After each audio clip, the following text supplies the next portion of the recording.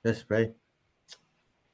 Ama naming Diyos na ang inyong tahanin na sa mga langit, taos puso kami nagpapasalamat na kami na inyong mga anak, minsan pa inyong pinagtipon-tipon upang tumanggap ng inyong katotohanan. Taglay namin ang pangunguna ng inyong banal na Espiritu na patuloy na siyang nagtuturo sa amin at naggagabay, nagbibigay ng puso at diwang naghahangad akapin ng inyong katotohanan, Panginoon. Pangunahan ng inyong abang lingkod, Elder Epi, sa pag-aaral na ito, maging maliwanag ang mga katotohanang kanyang ilalahad upang kami na makasusumpong ng katotohanan ito'y lalong higit na maging masigla sa pananampalataya at hindi namin sasarilinin bagkus sa pagkakataong inyong pagkakaloob ito ay maibahagi namin, lalo higit sa mga naghahanap, uhaw at gutom sa katotohanan upang sila man ay makaranas ng katiyakan, kagalakan ng kaligtasan, Panginoon. Salamat sa sa aming panalangin. Ang lahat pong ito ay aming pinagpapasalamat alang-alang po lahat sa banal at makapangyarihang pangalan ng aming Diyos at tagapagligtas na si Kristo Jesus. Amen. Amen. Okay, isang magandang gabi dito sa East Coast. Magandang hapon dyan sa West Coast. Magandang almost taghali, midday dyan sa Pilipinas. At sa lahat ng mga makakapakinig nito, ang ating pagbati at panalangin na tayong lahat ay lumago sa biyaya at karunungan ng ating Panginoon Jesus. Ang intention ng ating study nito, hindi ito conclusive. Ito ay patuloy na pag-aaralan. At sa liwanag na ating matanggap sa ating personal na ikalalago, ikatitibay, at ikalalapit ng ating relasyon sa Panginoon upang tayo ay maging masigla, maging masigasig sa pakikipagbahagi ng pagtatapos ng gawain ng Panginoon. Walang iba kung hindi ang mabuting balita ng kaligtasan kay Kristo Jesus. The everlasting gospel. So ngayon, ang ating topic ngayon ay the two Adams part 3. Ito yung in Christ motif.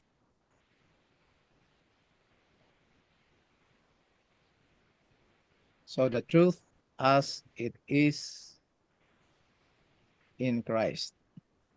Okay, yan ang pag-aaralan natin ngayong gabi part 3 na ito. The two Adams part 3. Ito yung in Christ motif. Masyado Sandali lang ha. Hindi ko na-edit yung ano nito. Anyway, so i-ano lang natin to para hindi siya gumalaw.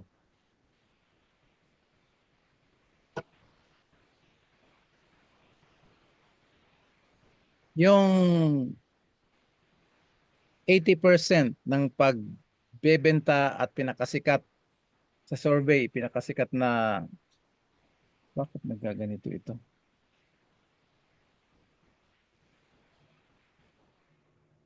Nagbebenta ng relo yung Swiss watch. Sila yung pinaka-the best gumawa ng relo. Sila yung pinakakilala. Ngayon, merong isang scientist naka-discovery ng tinatawag na digital watch na walang spring, di siya gagalaw ng yung tinatawag na long hand, short hand. Inintroduce niya ito sa mga Swiss scientist na gumagawa ng relo. At that time, sinabi ng mga scientist, walang ibang gumagawa ng relo na pinakasikat at nakakaalam lamang ng gumagawa ng relo kung hindi kami. So, medyo na-disappoint itong isang inventor na to. Inintroduce niya sa Japan. Nung inintroduce niya sa Japan, nakita ng Japan yung potential na pwede magkaroon ng relo na tinatawag na digital. Diyan nagumpisa yung digital na relo. Nakuha natin mga kapatid. Hmm. So, from 80% against sa mga ibang brand, bumalik sila sa 10% na lang ang bumibili. Kasi masyado na mahal, sikat siguro yan kung ipapasikat mo na may relo kang ganito. Pero hindi naman nababase yung pagkaalam natin sa oras sa presyo ng relo na ating sinusuot. Nababase yan sa kung anong oras talaga na binibigay ng relo.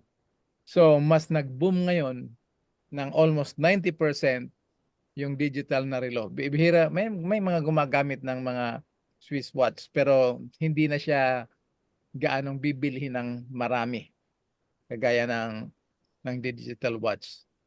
Ganon din yung telepono. Na-invento yan ni Alexander Graham Bell. Kaya dito sa New York, merong tinatawag na Bell. Ano nga yung Bell na company dito, Kuya Piper, noon?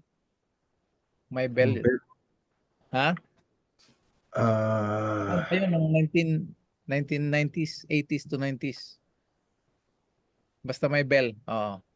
So never na naisip nila na ang telepono pala pwede magkaroon ng contact kahit walang wire.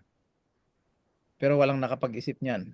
Pero ngayon, alam naman natin ng pinaka sikat ngayon kung gusto mong ma-identify na meron kang bagong gadget na ikaw ay top of the line, iPhone Pro Max 15. iPhone 15 Pro Max. So sino mag-iisip na pwede na ngayon? Nung panahon, nung 1990s, tatawag lang ako kay Remy, babayad pa ng napakamahal. Halos kalahati ng sweldo ko kasi siyempre lagi mag-uusap, maumusta. Halos kalahati ng sweldo ko pupunta lang sa pambayad ng telepono. Sabi ng aking tatay-tatayan dito si Brother Felix, Brother Epi, I hope you can save money. Pero siyempre, kailangan mo makausap. So ganun. Ngayon, Messenger. Ang dami ng mga communication na libre na lang. Ang babayaran mo lang yung full payment mo do sa paggamit mo ng sa provider. Pero basically, wala na anytime pwede ka mag-communicate kahit kanino sa mga kilala mo, Messenger, FaceTime, kung ano-ano pa mga platform na ginagamit nila. Never in their wildest dream na totoo pala ito, reality pala ito. Ngayon, mula ng 3rd century na ang mga Kristiyano nakadiscovery ng kaligtasan hanggang sa dumami na yung Kristiyano, nagkaroon ng persecution na narinig natin yan, di ba? Napag-aralan natin yan. Pinaka-basic sa buong Christianity, we are under two school of thoughts. Calvinist, kay John Calvin, and Jacob Arminius. Yan tinatawag na Arminians. Although pareho sila nagpe-present ng salvation, pero hindi sila ma-reconcile sa kanilang parehong position. Kung sino talaga ang tama. Habang totoo ang Bible na we are all growing in grace. Kaya nga, kung itong katotohanan ng two Adam, lalo na dito sa in Christ motive, itong part 3, pag merong makinig dito, sa mga makikinig at medyo mahirapan tayo, kasi tayo mga tao, ayaw natin ng bago. Yung mga scientists sa Switzerland, ayaw nila ng bago, gusto nila yung improve, yung laging, pero the same concept. So nang dumating yung digital, ayaw nila, hindi nila matanggap. Nandito si Brother Rafi, no? Brother Rafi. So pag meron parang mga bagong idea, although nandiyan yan sa Bible, tayo na mga traditional na mga Kristiyano, ayaw nating tumanggap ng bago. Kasi paulit-ulit lang nato kung ano narinig natin noon. Narinig na natin na may Diyos, siya ang naglalang, siya ang tagapagligtas, nagmamahal. Umiikot-ikot lang tayo doon. Yung mga ibang doctrine na mga basic, umiikot-ikot lang tayo doon. Pag meron mga Bible na discovery sa Word of God na bago sa ating paningin, immediately ang ating reaction parang baka nagtuturo ito ng iba. Kasi we don't really spend time. Ako nga, pasalamat ako sa Panginoon na dumating yung COVID. Mas maraming time mag-research, mag-aral. Kaya ito yung mga bunga nito. Marami tayong mga materials. Kaya itong materials natin, hindi tayo nagkiklaim ng originality. Number 2, hindi tayo nagkukonclude. Sinishare lang natin yung liwanag na nagbibigay sa atin ng experience of the joy of salvation, knowing the blessed assurance of our salvation in Jesus Christ, at na-experience natin. Ngayon, doon sa mga nag-aaral kaklase ko ngayon, pag na-present nyo ito, na-share nyo at meron mag-reject, meron may kukontra, huwag tayo magre-react doon. Maging mapagtiyaga, maging mapasensyoso tayo sa mga tao kasi ang nature natin talaga ayaw ng bago. Akala natin baka maling turo, mga dito. So mamaya pag-usapan natin kung meron mga issues dito, ano? So ngayon, ang magiging huli natin dito na point, tayo na nandito ngayon sa modern time, sa present time. Kita mo naman yung mga tao dito, no? Talagang mga westernized, modernized.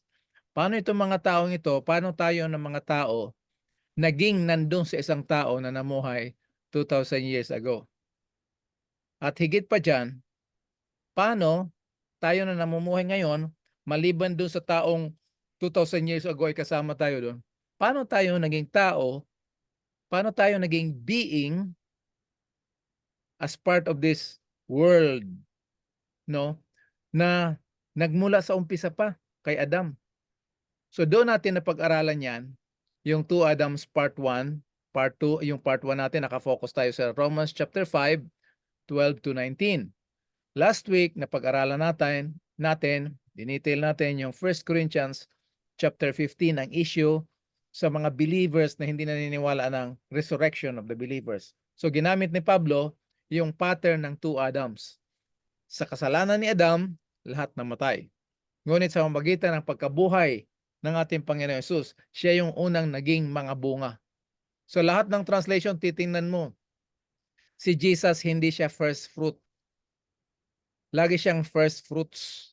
Bakit kaya first fruits? Ay iisa lang naman siya. Pagdating sa English, sa grammar, kagaya ni Kuya Piper, sharp ito, doctor ito sa English. Parang hindi papasa, Kuya Piper, kasi isa yung nabuhay tapos the first fruits ng isang tao, no? At least yung the fruit of the Holy Spirit, marami siyang qualification na yung bunga na yon, pero nakalagay talaga doon, the fruit of the Spirit is, di ba? Sa sunod-sunod na yung mga joy, faithfulness, long suffering. So titingnan natin, reviewin natin ito. Kasi ang tanong, paano ito tayo ngayon na nabuhay ngayon sa present time, nandun tayo sa isang tao na nabuhay 2,000 years ago. Mas higit pa na nandun tayo sa tinatawag na unang-unang taong ginawa uli na lang ng Diyos, doon kay Adam. So ayan, yung napag-aralan natin last time. Di bali na lang tayo ng Diyos sa isang tao, si Adam, winasak tayo ni Satanas sa isang tao, kay Adam, ngunit tayo ay tinubos, linigtas, pinatawad doon sa isang tao, si Kristo. Hindi ko na change yung mga ano nito. So because of one man's offense, judgment passed unto all mankind. Napag-aralan natin na yung kasalanan, nung nagkasala si Adam at tayo ay makasalanan din, we did not sin the sin like Adam, but we sin in Adam. Kasi pag kinuha natin yung katotohanan na yung ating pagiging makasalanan ay kagaya ng pagkakasala ni Adam, napag-aralan natin yan, Romans chapter 5 verse 14. Ang tao mula kay Adam hanggang kay Moises, namamatay sila kahit hindi silang kasala, kagaya ng pagsalangsang ni Adam. So maliwanag yan mga kapatid, na hindi natin namana yung kanyang guilt, kung hindi yung law of sin and death. Yun ang pinamana ni Adam sa atin. Yun ang na-pass on, naipasa na buhay sa atin. Buhay na makasalanan. Buhay na pinagtatahanan ng law of sin and death. Ngayon, pag tinanggap natin na tayo nagkasala, kagaya ng kasalanan ni Adam, ang mangyayari sa ating kaligtasan, para maligtas tayo, kailangan maging matuwid tayo, kagaya ng pagiging matuwid ni Kristo.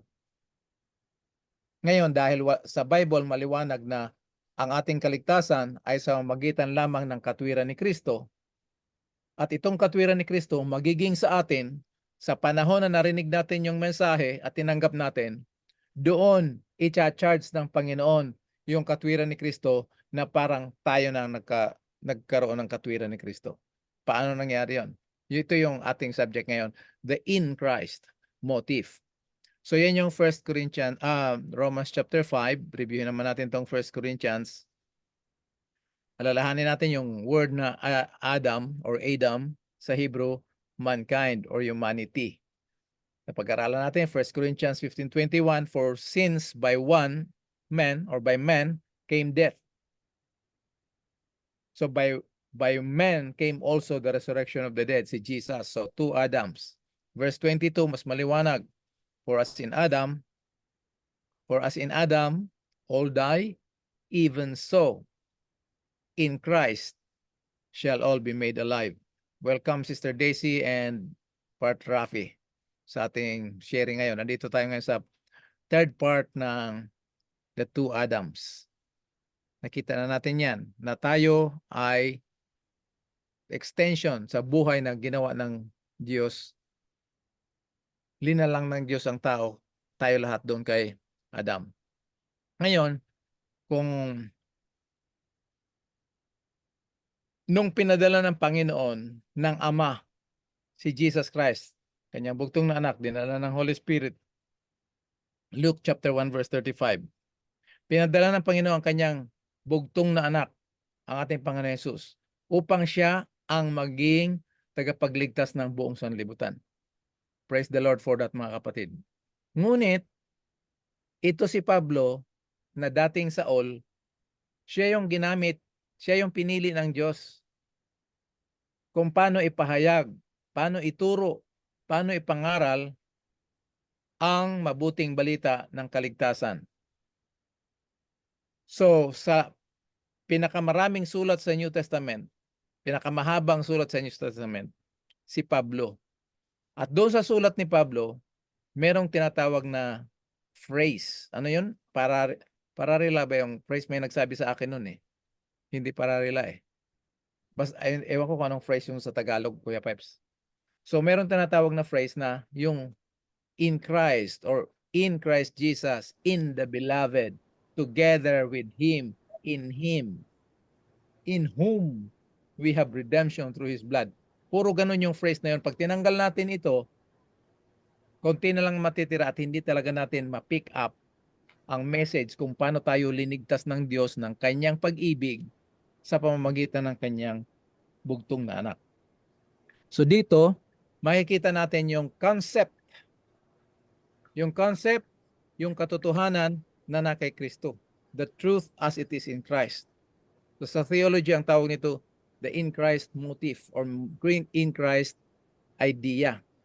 Ngayon, ang original nito, hindi si Pablo. Si Kristo mismo ang nagsabi niyan sa John chapter 15 verse 5. Sabi niya, abide in me and I in you. Nandiyan yung I in you in me and I in you, yung togetherness, yung oneness. Saan tayo pinagsama ng Diyos? Kay Kay Kristo. Kristo at the incarnation. So titingnan muna natin. Basta ito yung pinaka-concept, the truth as it is in Christ. Dito natin makikita yung dynamics, yung kilos, yung movement, yung action, activity ng Father, Son, and Holy Spirit. Paano tayo iniligtas ng Diyos doon kay Kristo. Umpisa natin sa creation. Ito si Pablo, sa kanyang ministry, naglalakad siya sa isang lugar doon sa Athens. Nakakita siya ng inscription na to the unknown God. Ang ibig sabihin nito, mayroong mga taong nagwo-worship sa Diyos na kahit hindi nila kilala ang Diyos, kinikilala nila na there's some higher powers na dapat at karapat-dapat tumanggap ng pagsamba papuri. So ngayon, kinuha ni Pablo itong pagkakataon at dinescribe niya na itong Diyos na hindi nyo kilala, na inyong sinasamba, siya yung gumawa ng langit, lupa at mga bukal ng tubig. At pagdating dito sa verse 26, pinakilala niya ang isang katotohanan na dapat malaman ng bawat isa sa atin. Marami tayong mga Bible study pero kumisan, or most of the time, hindi minsan, most of the time, umiikot-ikot na lang tayo doon sa law, sa Sabbath, sa pagkain, sa state of the dead. Dapat malaman din yan ng mga tao. Pero ang pinaka-foundational truth na dapat malaman ng tao para tayo ay magkaroon ng tamang motivation sa pagbahagi ng ebanghelyo ay yung katotohanan na kay Kristo. Tayo ng mga traditional na mga Christians, mabagal yung ating progress sa pag-approach ng mga tao yung gospel. Pero yung mga bagong approach nila, yung mga small groups, mas mabilis sila kasi tumatanggap sila ng bagong idea. Tayo traditional, puro kung ano lang yung nalaman natin na pasa ng gusto natin, ganito lang ang program natin. Ano? So dito, nag-explore tayo sa mga katotohanan na hindi na-expose sa atin. Kagaya ng Romans chapter 5. Maraming mga Kristiyano na hindi nag-aaral ng Romans chapter 5 na kung saan yan ang foundation. So ito yung sinabi ni Pablo sa mga taga-Athens. Sabi niya, itong Diyos na hindi nyo kilala, na sinasamba nyo ngayon, papakilala ko sa inyo kung saan galing ang buhay nyo. Saan ang buhay natin. Sabi dito, itong Diyos, siya mismo ang gumawa sa pamamagitan ng isang dugo. Yung word na blood sa Bible talks about life. So He hath made one blood or one life out of one life, out of one blood, all nations of men, for to dwell on all the face of the earth, and hath determined the times before appointed and bound of their habitations. So dito may idea na tayo mga kapatid, na tama pala yung concept that God created us not individually. Mahirap ito tanggapin pag ngayon lang natin ito na, ha? Pero itanong natin sa sarili natin, lang ba tayo ng Diyos individually? O paano tayo, bakit saan galing itong buhay natin ngayon? Siyempre, galing doon kay Adam. So ito yung presentation ni Paul na tayo ay linalang ng Diyos, ang ating buhay galing doon sa isang taong ginawa ng Diyos. So God created us in one man, Adam, not individually. Nabuhay tayo dito, nabuhay ako 1965, September 4, 1965. Doon ko na-experience subjectively yung pagiging buhay dito sa mundo. Pero saan galing itong pagiging ako? Galing yan doon. Rewind, babalik yan doon kay Adam. Okay? So ngayon, paano tayo linigtas ng Diyos? Doon kay Kristo na tinatawag natin sa incarnation. Ito yung sinasabi niya sa 1 Corinthians chapter 1 verse 30.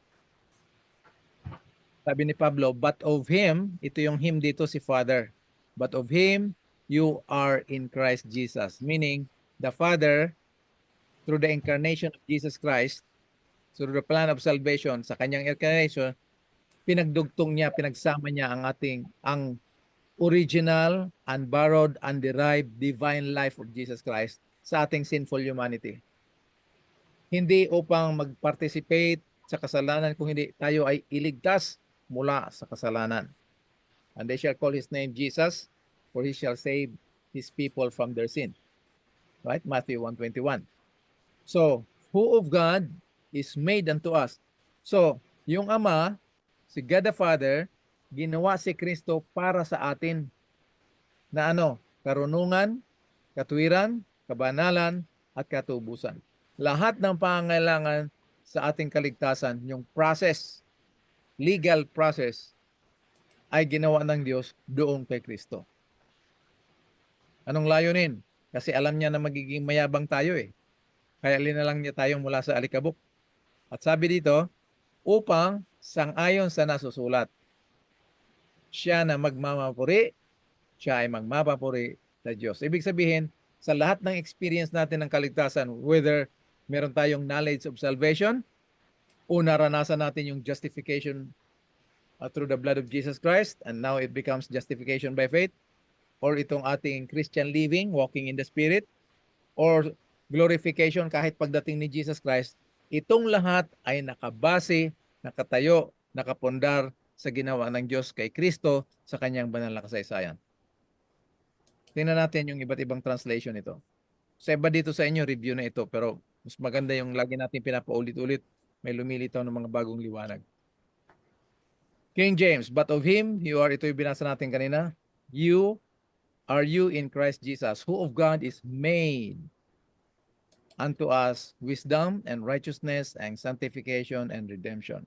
Revised Standard Version. He, the Father, is the source of your life in Christ Jesus. So if we have a life now, kasi we don't deserve to continue to live because the wages of sin is death, bakit buhay pa tayo ngayon? Dalawa yan mga kapatid. Yung sinabi ng Panginoon, the day you shall eat, you shall die, tapos hindi namatay si Adam, parang pakiramdam natin, nagsinungaling ang Panginoon. Bakit buhay pa si Adam? Hindi naman siya namatay. It is because there was a lamb slain from the foundation of the world. Napag-aralan natin yan mga kapatid, di ba? Yung pasok ng kasalanan dito sa sanlibutan was not a surprise to God. In His foreknowledge, alam niya na papasok yung kasalanan kahit dun sa langit. So meron na kaagad siyang plan of salvation, plan of redemption. Ang illustration natin yan, yung mga engineer na gumagawa ng shopping mall, pag-build nila dyan, kasama talaga yung backup generator. Alam nila na merong tendency na magba-brown out. Pero yung mga engineer na nag-program, na nagplano na magkaroon ng backup generator doon sa mall na yon, hindi silang responsable kung magkaroon ng brown out. Pero nasa kanila yung credit pag nagkaroon ng brownout, merong backup generator. Pagpasok ng brownout, sisipa yung switch ng backup generator, hindi maramdaman ng tao na nagkaroon ng brownout. Ganito din tayo, parang hindi natin naramdaman na meron palang kasalanan na pumasok. Maliban lang pag mag-away tayo, nagkamali tayo. Tinatanong ko nga yung mga tao sa seminar, pag sa public, sino dito sa inyo ang hindi pa nakagat yung dila? Wala talagang tataas ng kamay. So lahat nakakagat ng dila. Sino dito ang gustong kagatin yung dila? Yung talagang masakit yung hindi yung kakagat-kagatin, kundi yung kagaya nung nakagat niyo yung dila niyo, yung ganun ang impact. Walang gusto. Bakit? Kasi something wrong in our motor na merong malfunction na tinatawag. Doon nagkakamali tayo, mali yung kagat. So, doon nakikita na kagad natin na meron tayong common life. So itong buhay natin ngayon na namana natin kay Adam na makasalanan, meron tayong ngayong buhay, bagong buhay kay Kristo. The source of your life in Jesus Christ, whom God made our wisdom, our righteousness, our sanctification, and redemption. New American Standard Bible. But by His doing, you are in Christ Jesus. Doon nyo pinagdugtong niya doon niya sa incarnation. New. Anong meaning ng NLT? New Living Translation. God has united you with Christ. Saan nangyari yan? Incarnation. New English Bible. You are in Christ Jesus by God's act. So nagkaintindihan tayo dito mga kapatid, ano? Sana, by the grace of God, through the guidance of the Holy Spirit. Ngayon, merong isang verse dito sa Romans na ginagamit ng Calvinist to prove their point, to prove their theology na ang Diyos is sovereign, praise the Lord, totoo yan. Ang hindi dito totoo, dahil God is sovereign, siya ang pipili na meron siyang ililigtas, meron din siyang hindi ililigtas. Sabi ni Jacob Arminius, maling theology yan ni John Calvin. Kasi because of the love of God, He wants all people to be saved. Sabi naman ni John Calvin, tama yan. Lahat ay gusto ng Diyos is saved. Ngayon ang tanong, lahat ba pupunta ng langit? Syempre, sabi ng Bible, hindi lahat pupunta ng langit. Nag-change ngayon yung posisyon ni Jacob Arminius. Sa halip na mahal ng Panginoon at iligtas ng Panginoon lahat ng tao, pumasok siya ngayon sa limited atonement of salvation. Pag sinabi, not limited, conditional atonement. So may gagawin tayo, yan ang Arminian school of thought. May gagawin tayo, pag na-meet natin yung requirement, doon pa lang tayo ililigtas ng Panginoon. Yun ang pagbabago ng Arminian. Ang sa Calvinist, limited atonement. May pinili lang talaga ang Diyos. Ngayon, paano mo naman na pinili ka? Sabi ni Harold Camping, yung leader ng Family Radio, strive, do your best, and God will do the rest. Kuha natin mga kapatid. O yan. Dito sa Romans chapter 9 verse 12, tinutukoy dito yung dalawang magkapatid. It was said to her, tinitong her dito, the older will serve the younger. Romans chapter 9 verse 12. Makikita nyo doon sa karugtong yan, si Iso ay aking kinapupuutan at si Jacob ay aking minamahal. So ang dating, pag binasa natin ng buong pangyayari doon sa tunay na pangyayari doon sa Old Testament, parang may favoritism ang Panginoon. So para hindi tayo mahulog sa bitag na ito, puntahan natin yung original na pangyayari. Ingatan natin mga kapatid kasi yung sinasabi kong proof text, hindi tama yon, yung kukuha ka lang ng text para patunayan na mali yung theology ng kung sino. So dapat nakaugnay tayo. China?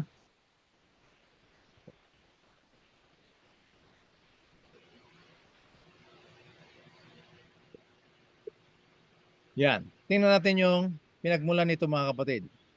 Jacob and Esau. Genesis chapter 25 verse 23. The older shall serve the younger. Tandaan natin yan ha. Hindi ito predestination. Ito ay declaration dahil may nangyari doon. Ito si Isaac, siyempre kaisa-isang anak ni Abraham na legal, nakapag-asawa kay Rebecca. Tingnan natin. Genesis 25, 21 to 22. Isaac prayed to the Lord on behalf of his wife.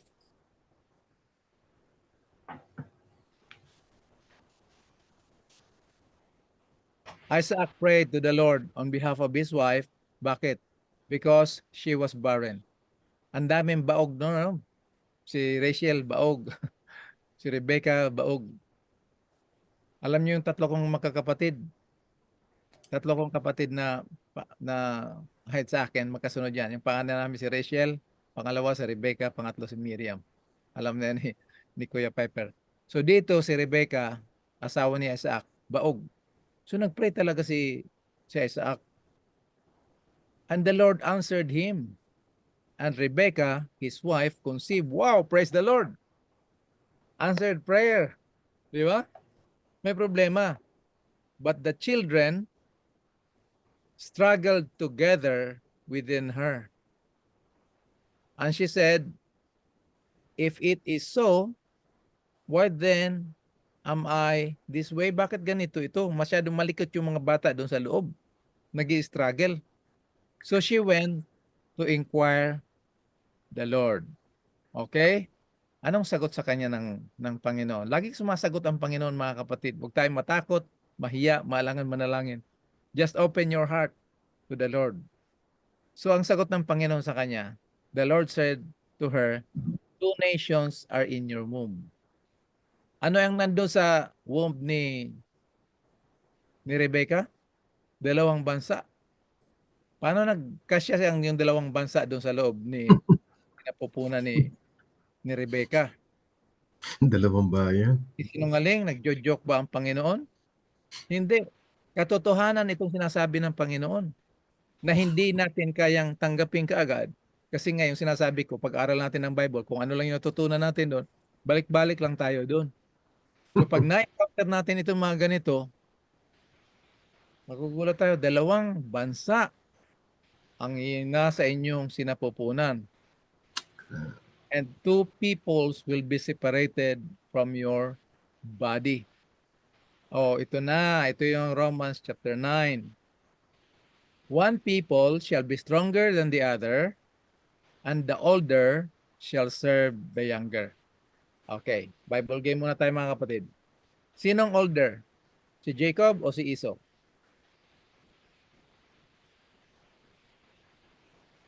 Esau. Ah, Isaw. Isaw. galing. Galing. Meron kayong virtual $100.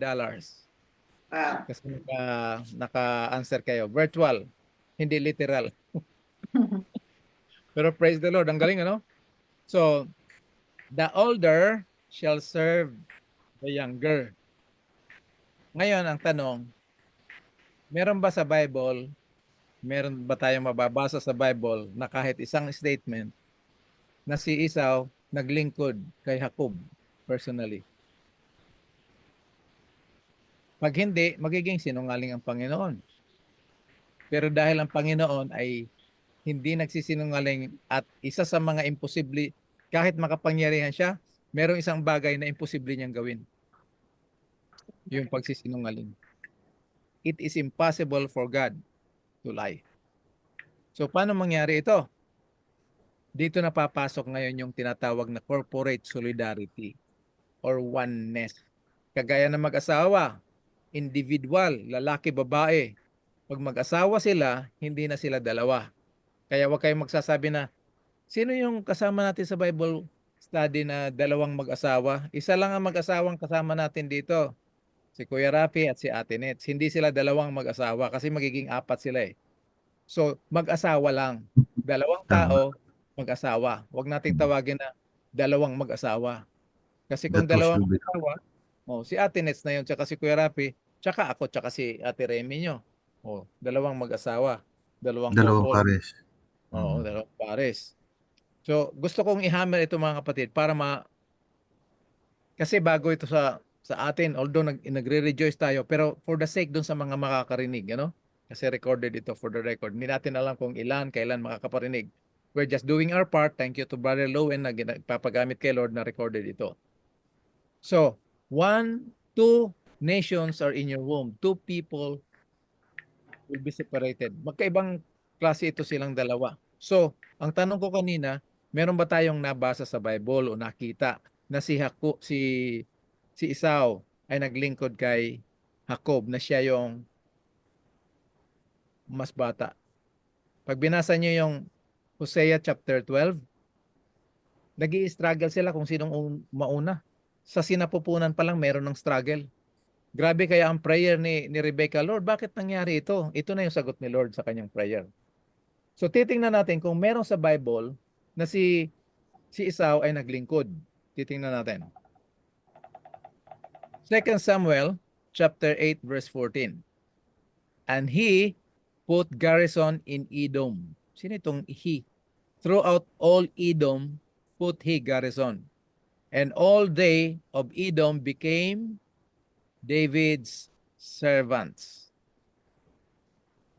So lahat daw ng mga Edomites, lahat ng mga nandun kay Edom, naging alipin o lingkod ni David. And the Lord preserved David whithersoever he went. So 2 Samuel chapter 8 verse 14. Pareho din ito dito sa 1 Chronicles chapter 18 verse 13. And he put garrison in Edom. And all the Edomites, dito walang Edomites sa Samuel. Pero dito sa 1 Chronicles, all the Edomites became David's servants, and the Lord preserved David whithersoever he went. Ngayon, ano ang relasyon ni Jacob dito kay David, ni Jacob, ni Jacob, at ni Esau dito sa kay David at sa kay Edom? Anong relasyon? Tingnan natin, Genesis chapter 36 verse 1.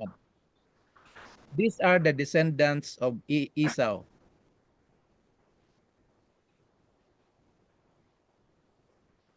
Ano nga yung naging lingkod ni David? Edomites, 'di ba? And all the Edomites became David's servants. So these are the descendants of Esau, also called Edom. So si Esau, siya pala yung si Edom. So yung tawag sa kanyang lahi, Edomites. Si David, saan galing si David?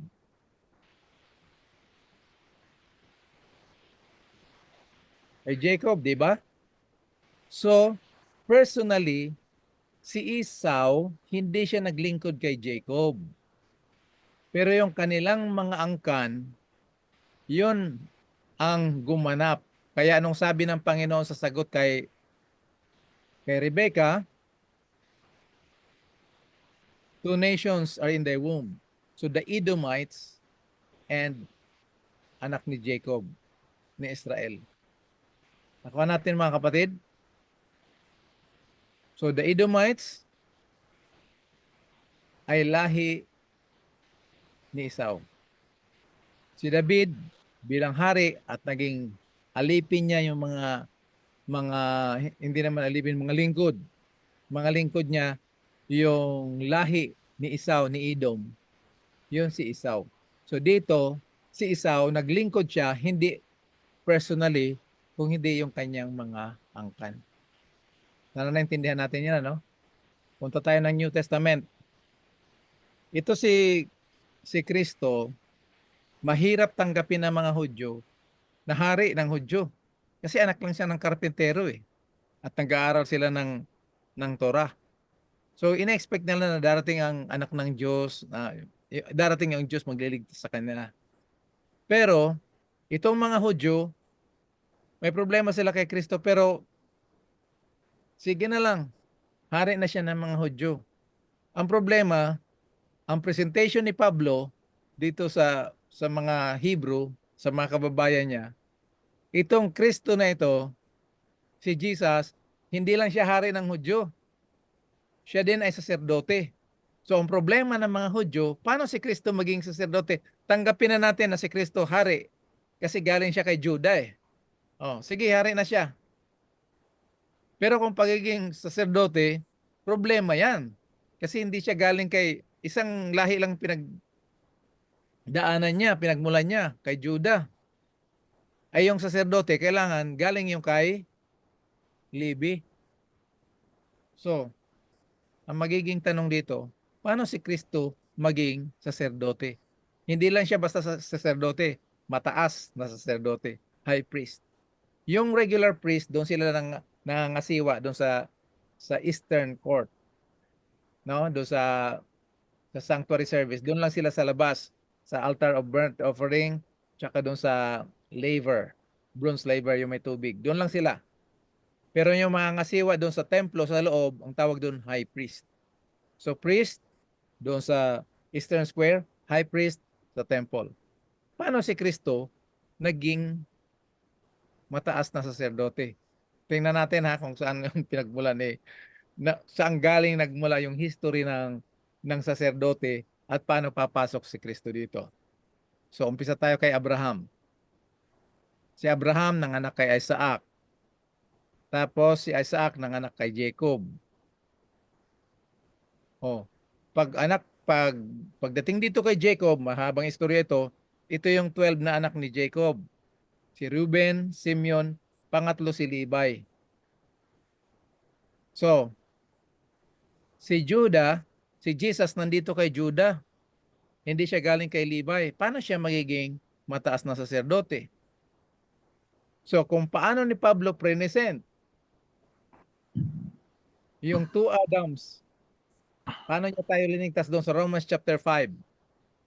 At paano tayo magkakaroon ng buhay na pag-asa bilang Kristiyano sa pagkabuhay na mag-uli na present niya sa 1 Corinthians chapter 15? Dito naman, ipipresent niya si Jesus na hindi lang siya priest na lahi ni Levi. Kung hindi, priest siya na mas mataas pa. High priest. Puntahan natin dito. Hebrews chapter 10, 7 to 10.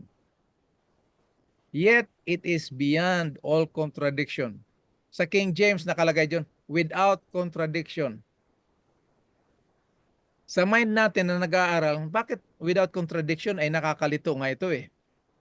Pero kung by the grace of God, through the guidance of the Holy Spirit mga kapatid, magpakumbaba tayo kung anong nakasulat sa Word of God, tanggapin natin na meron din pag-aaral. So, kagaya ng mga Bereans, hindi nila basta-basta tanggapin si Pablo. So dito, wag natin basta tanggapin dahil may Bible study tayo, si Brother Epi ang nangangasiwa.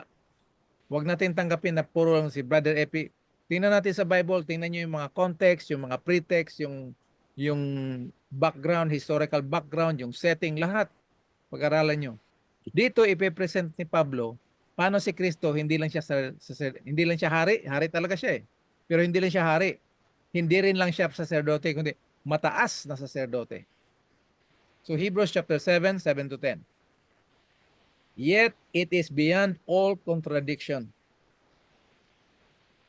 Beyond all contradiction. Kung merong contradiction dito, itong katotohanan na si Kristo ay saserdote, mas lampas dyan. Kung nagdidebate kayo, nag-aaway kayo dyan, itong katotohanan na ito ay mas higit. Beyond all contradiction. That it is the lesser person is blessed by the greater one. So kung merong lesser person, merong mas mababa dito, ang magbibigay sa kanya ng basbas ay yung mas nakakataas sa kanya. Diba?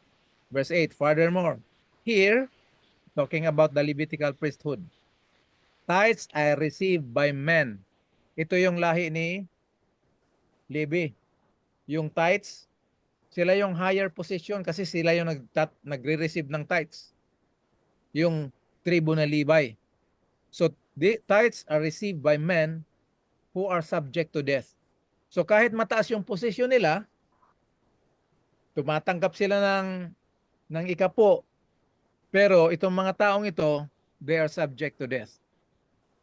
While there, in the case of Melchizedek, they are received by one whom it is testified that he lives forever, perpetually, or continually. Talking about Melchizedek. Kaya itong gusto ko sa pag magbasa kayo ng Bible, uso naman yung computer, no? Basahin niyo yung Amplified Bible Classic Edition kasi may mga dinudugtong sila para maintindihan natin kung sinong tinutukoy. Pag sinabi ditong, furthermore, here, tithes are received by men who are subject to death. Sinong tinutukoy niya dyan? Yung Levitical priesthood. Linagyan ko ng kulay para ma-emphasize siya ng maganda. While there, sa kaso ni sa case sa kalagayan ni Melchizedek, they receive by one whom it is testified that he, Melchizedek, lives perpetually. Oh. Tapos verse 9, a person might even say that Levi, the father of the priestly tribe, okay, ayan, Amplified Bible Classic Edition. Sino si Levi? Father of the priestly tribe. Himself. Levi himself, who received tithes, yung 10%, paid tithes in Abraham. Sandali lang. Di ba siya yung tumatanggap ng ikapo? Bakit siya nagbigay ng ikapo sa magitan ni Abraham? Sinong binigyan niya?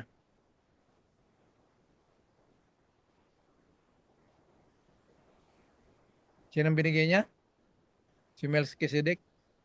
For he, paano nagbayad si Levi kay Levi. Melchizedek ng ikapo? Ay nabasa natin kanina na si Abraham. Pagkatapos si Abraham, sino? Si Isaac. Pagkatapos ni Tapos Isaac, Jacob. Jacob. Jacob. Tapos nanganak si Jacob. Pang-apat si Levi. Levi. Oh. So malayo na yung gap. Paano napapunta paano nandoon si Levi. Levi na nagbayad siya sa pamamagitan ni Abraham? Dito sa verse 10, in-explain ni Pablo. For he was still in the loins of his father. Sinong father niya? Si Abraham. So hindi pa siya nabubuhay as tao, si Levi, pero nandun na siya sa balakang ba yan, Kuya Pipes? Loins, Oo. laman. Oo. Laman yan eh. So basta nandun siya sa kanyang tatay na si Abraham. Na ano nangyari kay Abraham? When Melchizedek met him. Sino yung him dyan? Si Abraham. So si Abraham, nanalo sa gera, nagbigay ng ikapo, nagbayad ng ikapo kay Melchizedek. Yung pangyayari kay Abraham, Charles doon kay Levi na siyang tumatanggap ng tithes. So ang point dito, kung si Levi na tumatanggap ng tithes, siya yung pinakamataas na posisyon sa tribe ni Israel, meron pang mas mataas sa kanya Sino yung mas mataas sa kanya? Si Jesus. Bakit? Kasi nagbayad siya. Pagbayad ni Abraham, kasama si Levi doon, si Melchizedek ang tumanggap ngayon ng tithes. So under pa rin, pagdating sa posisyon, naging under pa rin, naging mas mababa, naging inferior pa rin yung posisyon ni Levi kasi nagbigay siya ng tithes. Hindi personally, kung hindi sa kanyang amang si Abraham dahil nandun siya sa balakang ng kanyang ama. Oh, Hebrews chapter 7 verse 17. For it is declared, you are a priest forever in the order of Melchizedek. So yung pagiging saserdote, pagiging mataas na saserdote ni Kristo, hindi galing doon kay Levi, galing kay Melchizedek. So si Melchizedek, mas mataas ang posisyon ni Kristo kasi in the order of Melchizedek. Si Abraham nagbigay ng ikapo kay Melchizedek, kasama niya doon si Levi. Kung meron tayong tanong ito, mamaya na lang mga kapatid, ano? O kaya, sana nakuha na natin yung concept ng pinatawag na solidarity. Okay, in Christ. Kaya, yan, nagbigay siya ng kanyang, siyempre pag gera, marami ka nakuha. Yung 10% na nakuha ni Abraham, binigay niya kay Melchizedek. So yung pagiging saserdote ni Kristo, hindi galing sa tao sa lahi ni Levi, kundi galing kay Melchizedek na walang magulang, walang pinagmulan, hindi nila kilala kung saan galing ito. Pero ang tawag sa kanya, King of Salem. Hari na si Melchizedek, saserdote pa. Oh, kita mo? Ngayon, yung pagiging saserdote ni Kristo, in the order of Melchizedek. Kaya mas superior yung priesthood ni Jesus kaysa kay Levi. Kasi si Levi nagbayad. Paano siya nagbayad? When he was in the loins of his father Abraham. When Melchizedek met him.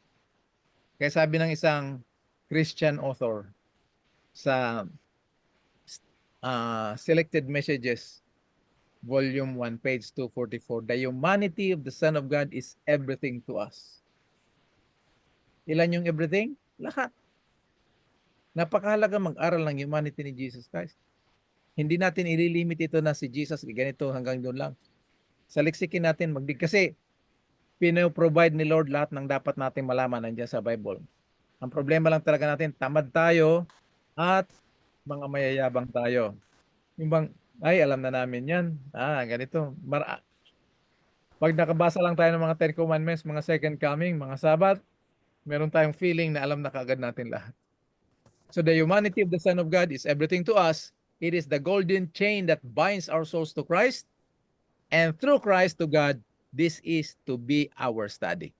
So napakahalaga na pag-aralan natin yung humanity of Christ.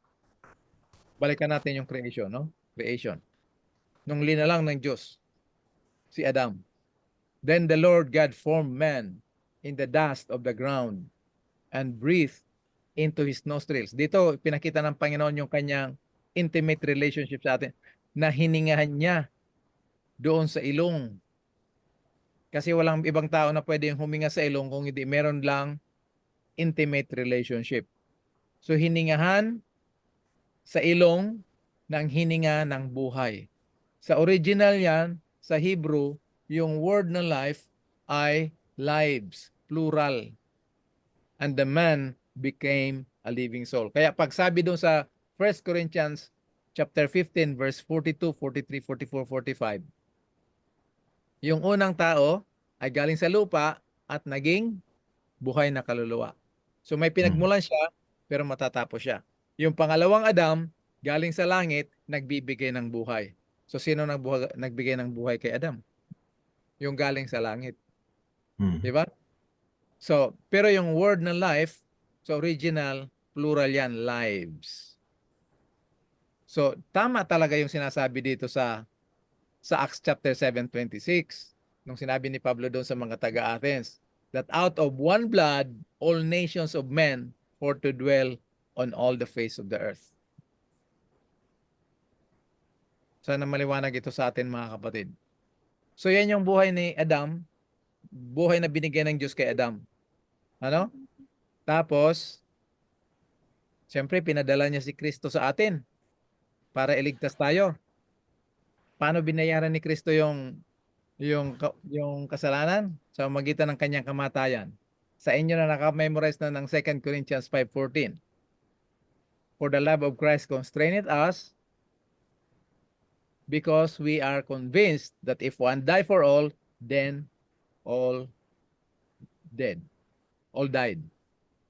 So paano yung all died? Sinabi na yan ni Isaiah. Isaiah 53 verse 9. And they made his grave with the wicked. Kinonsider siya. Binilang siya, itinuring siya na wicked. And they made his grave with the wicked and with the rich man in his death, although he had done no violence and there was no deceit in his mouth. Pag binasa lang natin yan, oo nga pala, no? Pero bibigyan ko ng emphasis ito na with the rich man in his death. Itong his death dito, yung kamatayan ni Kristo, nasa plural din yan. Tingnan nyo rin sa original ng Hebrew. In his deaths. Bakit his deaths? Kasi yung kamatayan ni Kristo, hindi yun personal na kamatayan. Yun ay corporate na kamatayan. Kasi corporate yung nagkasala doon kay Adam, corporate yung kailangan magbayad ng kasalanan doon kay Kristo. At corporate din yung ating kaligtasan doon kay Kristo. Tingnan nyo ha? So sana nakuha na natin yung concept. Dito, sa 1 Corinthians chapter 6 verse 11, sa 9:10, dinescribe ni Pablo yung mga taong hindi pupunta ng langit. Nakasama din yun yung mga taga-Corinth. Pero sabi niya doon sa mga believers, such were some of you. But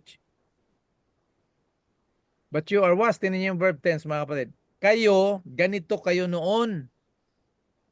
Doon sa verses 9 and 10, tinan niyo sa Bible niyo kung anong klase yon. Yung last statement niyan, all this cannot inherit the kingdom of God. At dinagdag niya dito sa verse 11, and such were some of you. Mhm. But, in contrast, tinanggap niyo itong message na to, tinanggap niyo dahil alam niyo na ano, kayo ay hinugasan. Kayo ay pinaging banal. Sa Bisaya, di pa kamatarong, di pa kabalaan. You are sanctified, past tense. But you are justified. Tingnan niyo yung mga verb tense dito mga kapatid, past tense. Saan nangyari yan? At paano nangyari? Doon kay Kristo. Kasi na nag-principle dito sa Corinth, wala na si Jesus eh.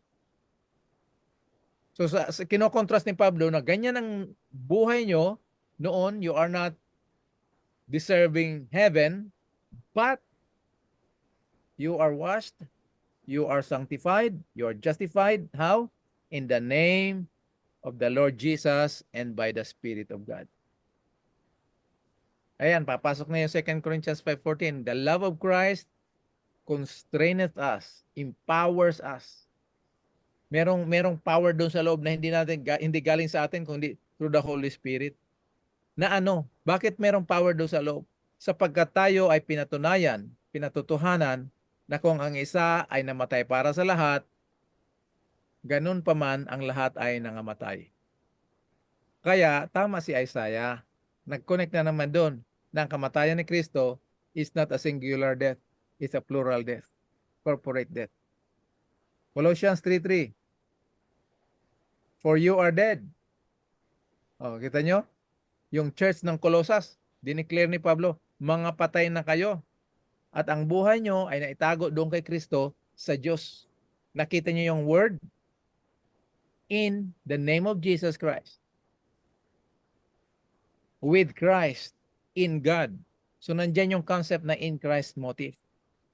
2 Timothy 2:11, this is a faithful saying that if we be dead with Him, we shall also with Him. Dito sa mundo, mabuhay muna tayo tapos ang ending natin kamatayan. Sa kingdom of God, we start from death. Death to self, and we will end up alive in Jesus Christ. Not in ourselves, but always in Jesus Christ. So tayo na mga Kristiyano, kung anong pagpapala na natanggap natin, we have it all in Jesus Christ, not in ourselves. Punta natin yung queen of the epistles, yung lalo na yung chapter 1, kasi to fight the battle and go for the yung sinasabi natin ng mga the full armor of God in chapter 6, ang foundation nito dito sa chapter 1. Pero titingnan natin yung ilang verses dito sa chapter 1 ng Ephesians. Ephesians chapter 1 verse 3. Blessed be the God and the Father of our Lord Jesus Christ, who has blessed us, past tense, with all spiritual blessings, where? In heavenly places in Christ. So makita natin, lahat ng spiritual na pagpapala doon sa langit ay ibinigay na ng Panginoon sa atin. Paano? Doon kay Kristo. So we have it all in Jesus Christ. Verse 4. He has chosen us in Him. Pinili tayo ng Diyos, hindi sa ating sarili kasi wala tayong qualification sa ating sarili. But God chose us in Jesus Christ. Kailan nangyari ito? Before the foundation of the world. For what purpose? That we should be holy and blameless before Him. So how? In Christ, in Him. Verse 6. To the praise of the glory of His grace, wherein He hath made us accepted. The Father accepted us. How? In the Beloved. Who is the Beloved? Jesus Christ. So we are accepted not in ourselves, but we are accepted in the Beloved, in Jesus Christ. Ito yung concept ng in Christ motive. Verse 7. In Him, that is in Christ, we have redemption through His blood, the forgiveness of our trespasses according to the riches of His grace. So saan yung ating katubusan? In Him, in Christ. So we can claim and declare to ourselves, to the enemy, to our friends, to our accusers, to anybody, that by the grace of God, in Jesus Christ, I am blessed, I am chosen, I am adopted, I am accepted, I am redeemed, I am forgiven. Okay, mga kapatid? Ephesians yan. So the truth as it is in Christ. Reviewin natin. God created all men in one man, Adam. Satan ruined all men in one man, Adam. But God redeemed all men in one man, Adam.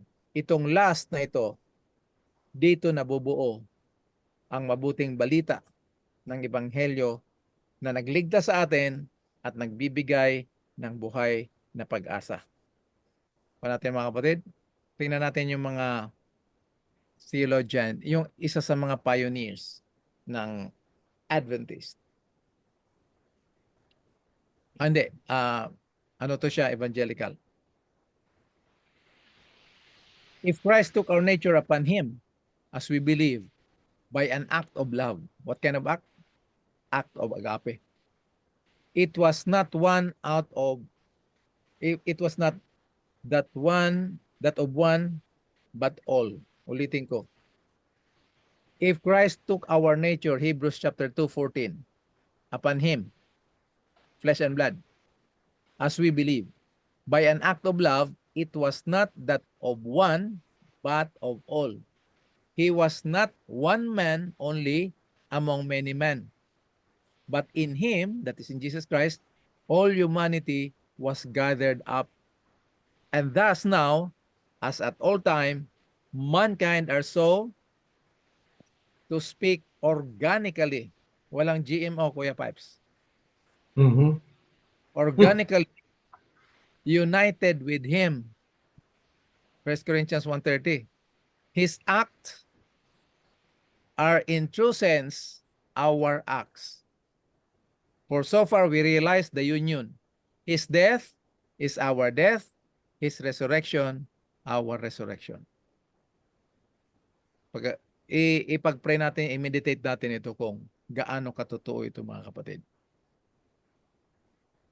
German theologian Dietrich Bonhoeffer. Ano siya? Ang tawag nito? Martir. Martyr. German.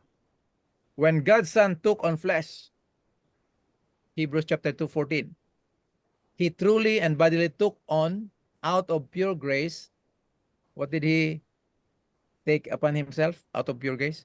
Our being, our nature, ourselves. This was the eternal counsel of the triune God, Father, Son, and Holy Spirit. Now we are in Him, where He is.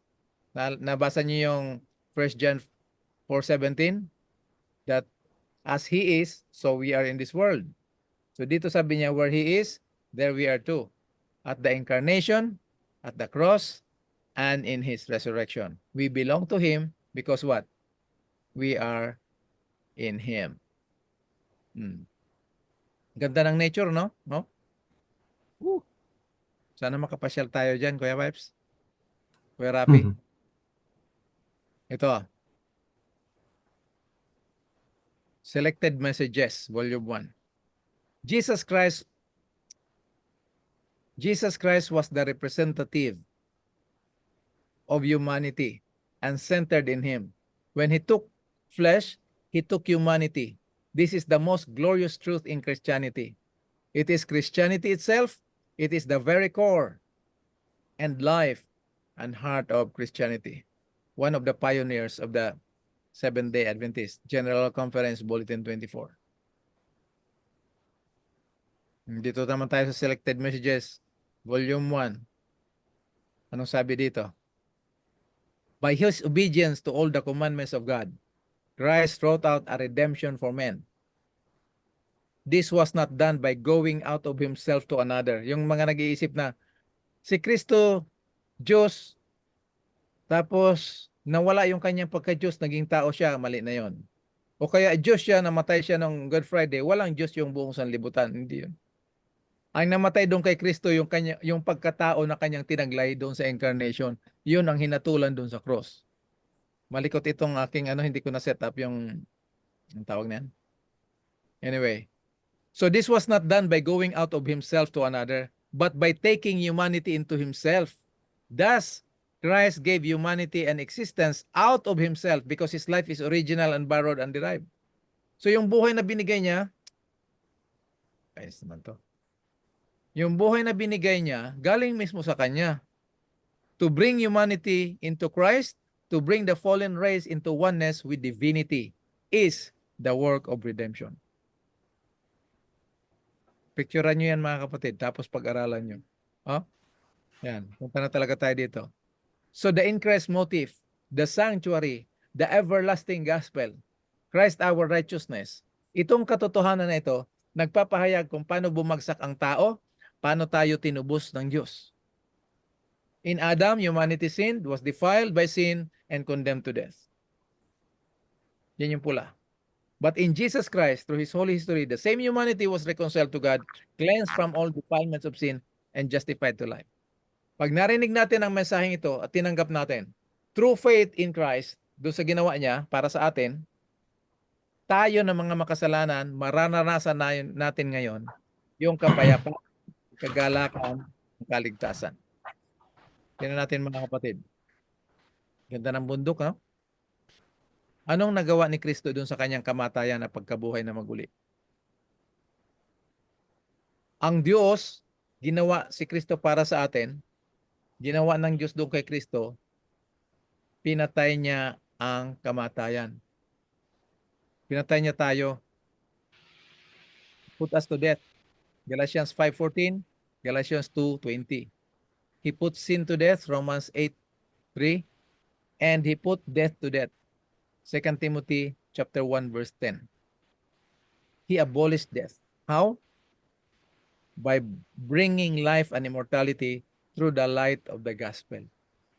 So yung last part mga kapatid, sa next time na natin pag-aralan yung substitution kasi mahaba na masyado. Ano nakikita nyo dyan? Nature, di ba? Ang ganda ng nature, oh. Bundok, ilog, tapos may mga tanim dito. In Adam, by nature, we are, yung ating likas, kung saan tayo ginawa ng Diyos kay Adam na nahulog tayo sa kasalanan, by nature, sa buhay natin na naranasan natin, we are spiritually dead. But in Christ Jesus, we were made spiritually alive. In Adam, not like Adam, but in Adam, we are sinners. No question about it. But in Jesus Christ, we were made righteous. Tingnan nyo na lang yung mga verses para makatipid tayo sa oras. Sa mga kumukontra, paki-consider nitong kung meron man. Pero kung wala, maging humble tayo, magpakumbaba, mag-open ng anong mga bagong liwanag na ibibigay ni Lord sa atin. By nature, we are sinful, but in Jesus Christ, we were made holy and blameless. Ephesians chapter 1, verse 4.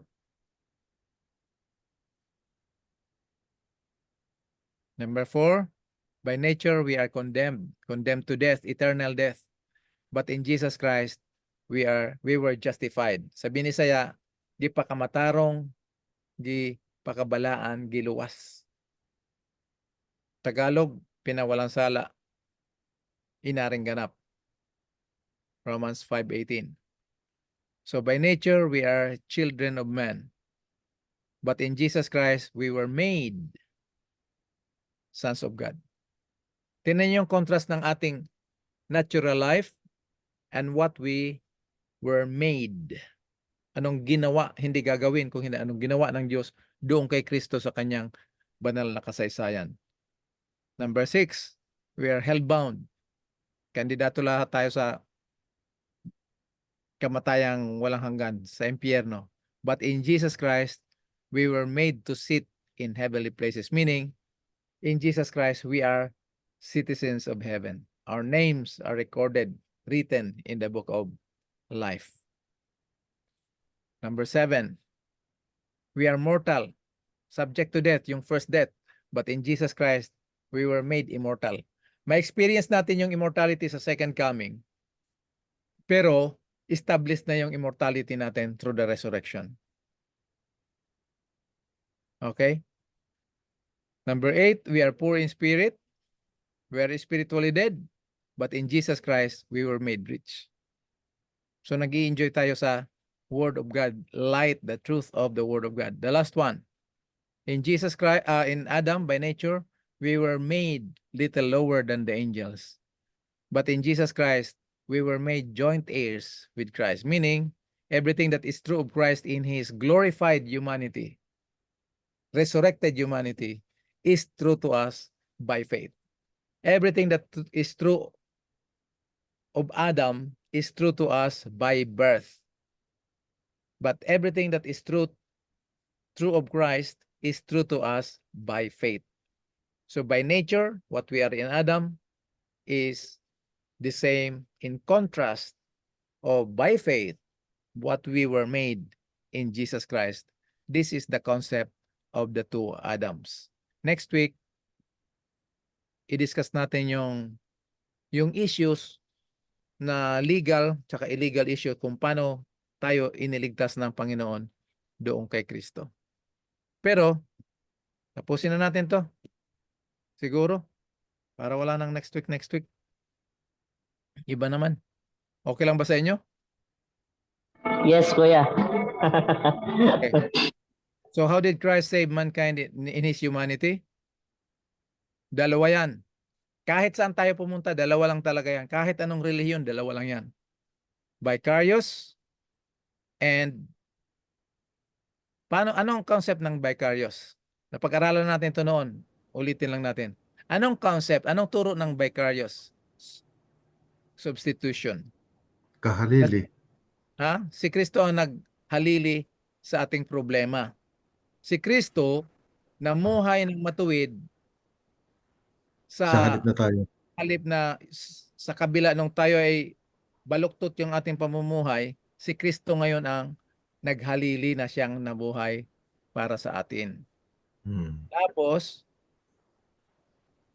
ang babayad ng kasalanan natin si Kristo. Ito, familiar and well accepted kahit saan. Mahirap nga tanggapin, mahirap ito i-deny kasi dito tayo namulat eh. Wow, praise the Lord. Sa aking pagiging talamak na makasalanan, sa halip na ako mamatay, si Kristo ang namatay doon sa cross. So ako, nananatiling buhay. Yan ang implication yan. Ngayon, ang sitwasyon na ito mga kapatid, ay ang problema nito, hanggang dito lang ito sa dalawang ito, yung turo na yan. hindi nila mapaabot sa resurrection. Kasi pag inabot nila ang concept na ito, na Christ live a perfect life instead of me, and Christ died instead of me, ang magiging conclusion ng turo na ito, problema. Because Christ was resurrected instead of me. Nakuha natin ang problema niyan?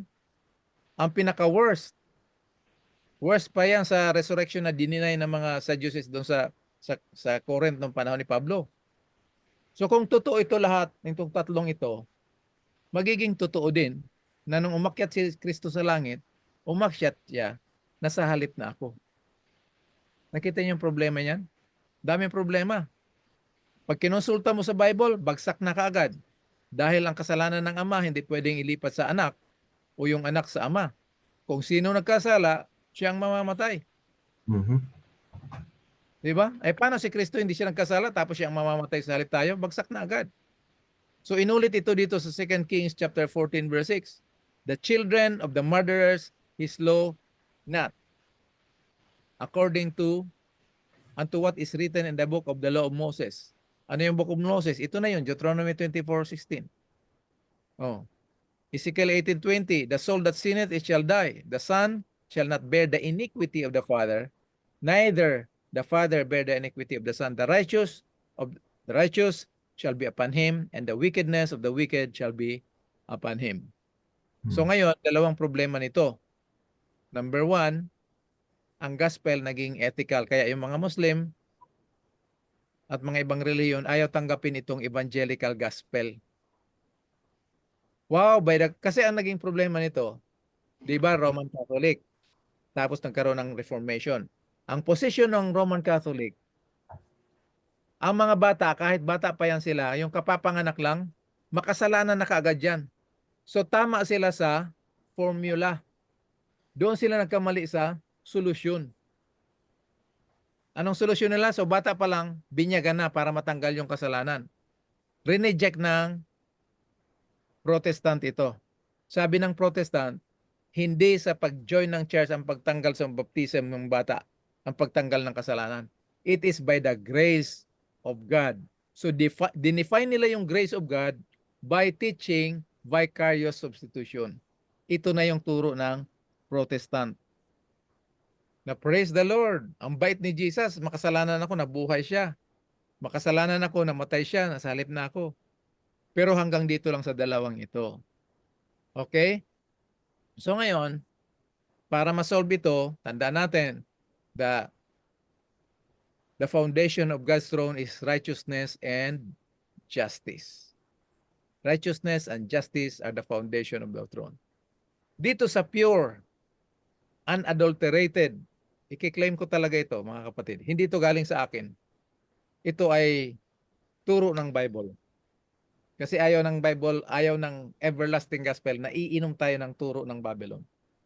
So unadulterated, pure, apostolic, non-commercialized gospel na tayo ay linalang ng Diyos sa ilalim ng kautusan. Conditionally immortal.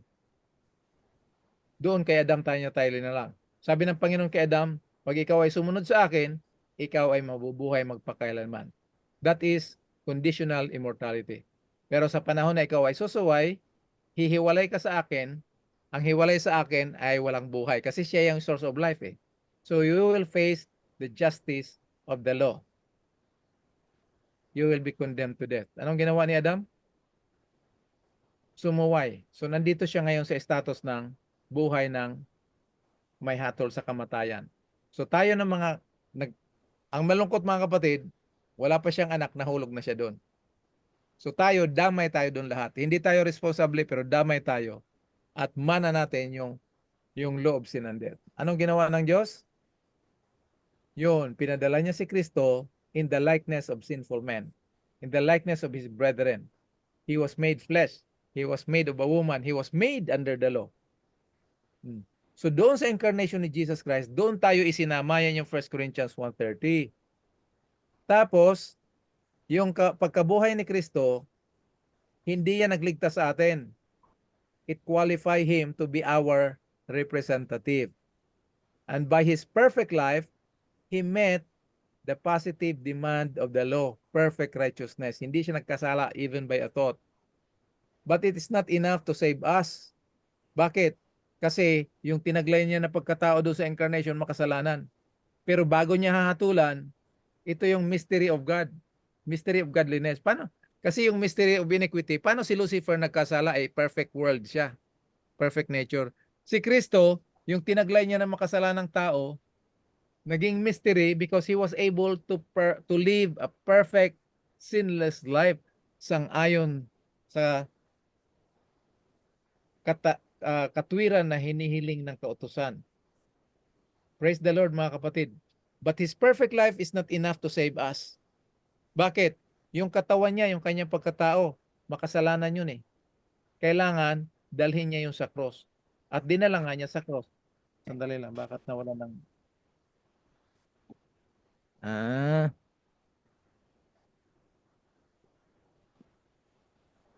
Naku, naubusan ng battery.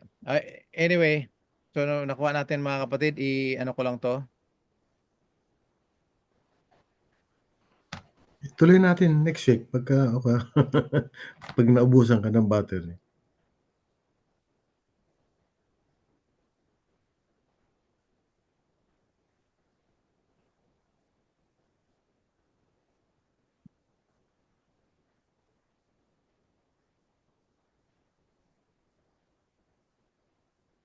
Naubusan ng battery yung ginagamit kong... Oo. Okay? So ito na yun mga kapatid ha. Ayan. So yung perfect life niya is not enough to save us. So that body that he took upon himself at the incarnation has to be condemned because it was indwelt by sin. So by his death, he met the negative demand of the law, the justice of the law, the soul that sinneth it shall die. But hindi naman nagkasala si Jesus. Praise the Lord, hindi siya nagkasala. Pero yung pagkatao na kanyang tinaglay doon sa incarnation, sa kapanganakan, yun yung ating pagkatao na nangangailangan ng kaligtasan. Para tayo maligtas, kailangan bayaran. Ano ang bayad? Para tayo maligtas, kamatayan. At doon sa cross ni Kristo, binayaran niya ang kabayaran ng kasalanan. So praise the Lord mga kapatid. Ngayon, lagi natin pinapaulit-ulit na ito. Sabi, master na namin yan, Brother Epi, praise the Lord pag na-master nyo na ito. So paano natin nalaman na binayaran na ni Kristo yan? Lahat. Walang utang ang walang utang ang langit. Resurrection. Ganda mga kapatid, ano? Oh, di ba tayo magre-rejoice diyan? Amen. Sa resurrection ni Jesus Christ? So yan yung gospel, the birth, life, death, and resurrection of Jesus Christ. Hindi siya namatay na sa halip na tayo. Nung namatay si Kristo, kasama tayo kasi sinama tayo doon sa incarnation. So, Christ saved humanity in actuality. So at the incarnation, we were together with Him hanggang doon na yung sa resurrection. Diba? Matthew 1:23, Emmanuel, God with us. Sa incarnation yun. He was made of a woman. He was made flesh. John 1:14. He was made sin. 2 Corinthians 5:21. Saan nangyari yun? At the incarnation. So mula sa incarnation, tinaglay niya tayo hanggang dun sa resurrection. So ano nangyari dyan? He lived a perfect life. So doon sa incarnation, He made us alive together with Christ. Tapos, out of that sinful nature that He took, not that He has, but He took upon Himself, He lived a perfect life. So at the incarnation, we were made alive together, not instead of, but together. Butin ko. Not instead of, but together.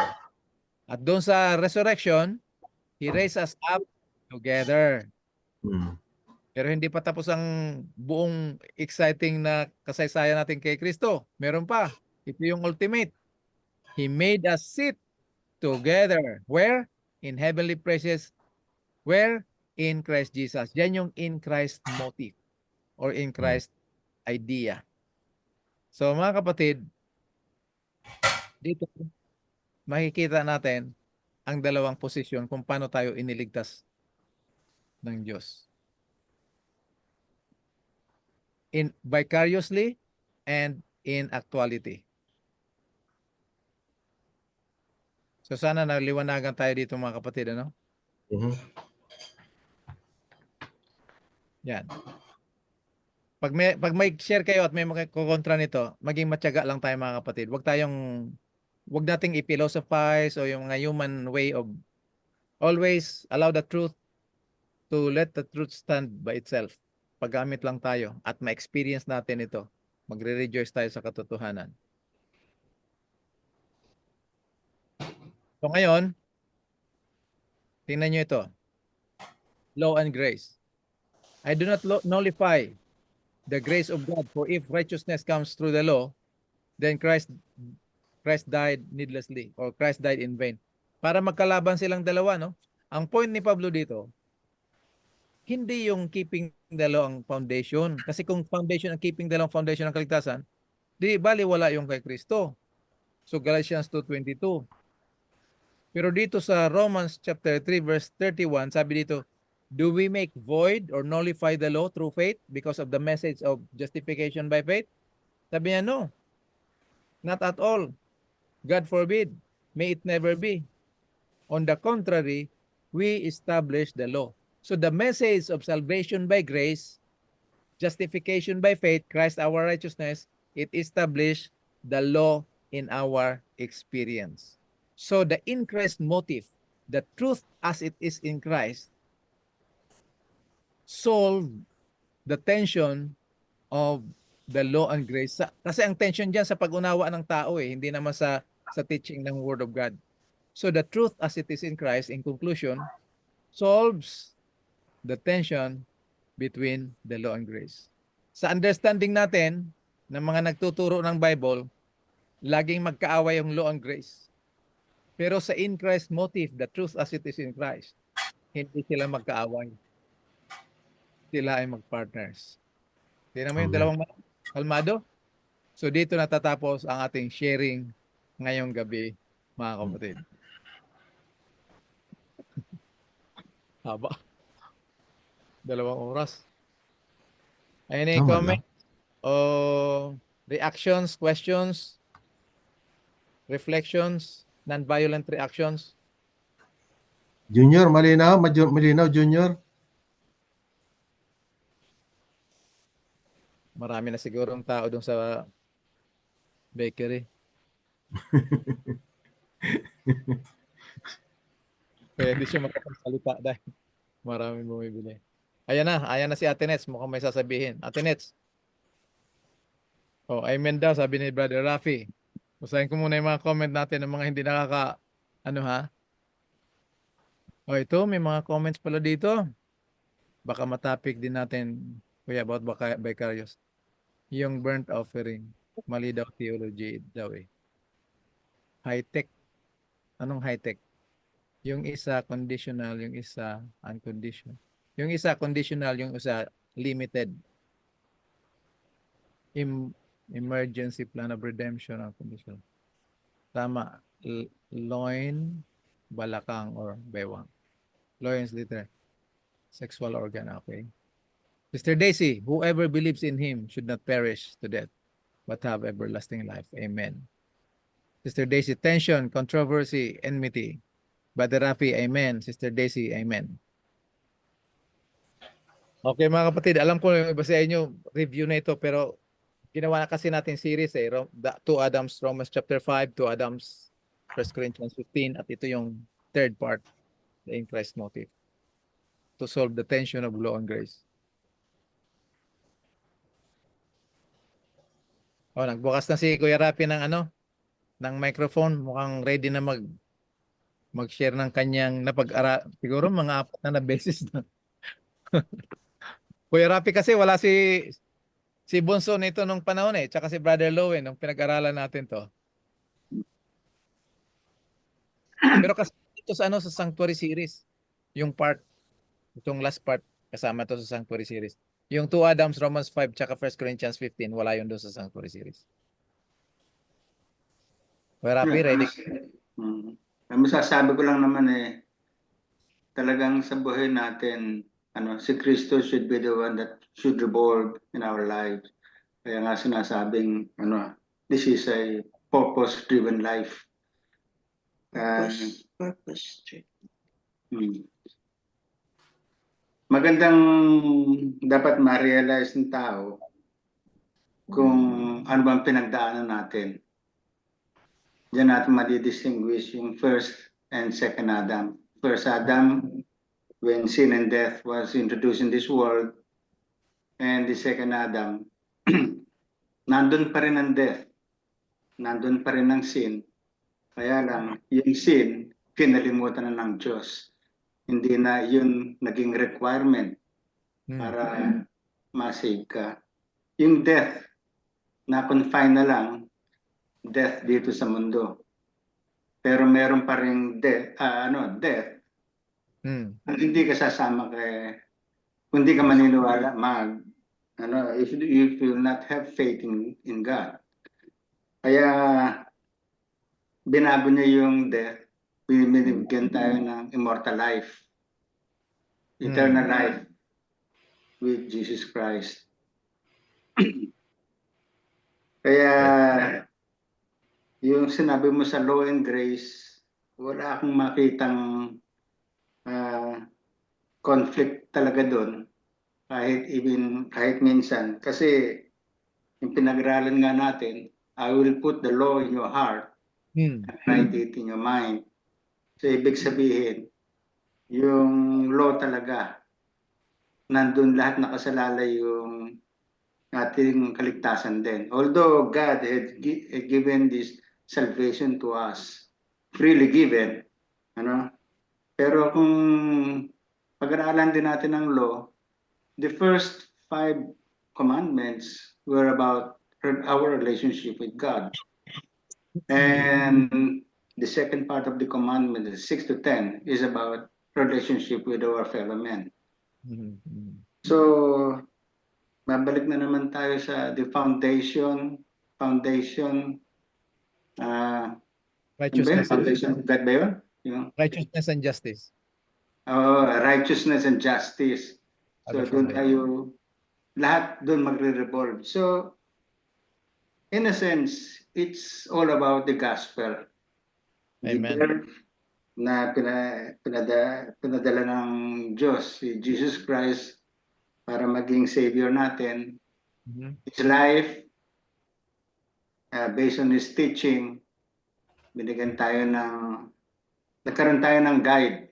Yung good Christian life, living, and meron din tayo, yung pagkamatay naman niya, ipinako na niya yung kasalanan natin sa cross, iniwan na doon. For our sins and iniquities will He remember no more. And the resurrection, pinapakita sa atin na meron pa tayong, we will be transformed into glorious form with Him. Amen.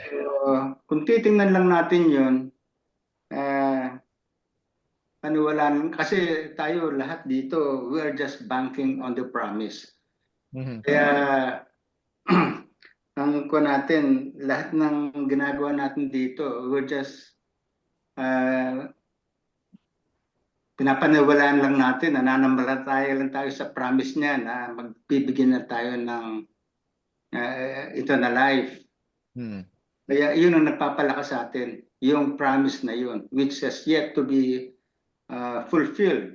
And it will only be fulfilled once He comes here a second time. So, Amen. ganun ang faith. Faith is Trusting what you can see. naka-hinge lang dun sa promises ng Diyos. Kaya kung hindi tayo naniniwala sa Diyos, baliwala yung mga promises. Kaya sa atin, sa buhay natin, talagang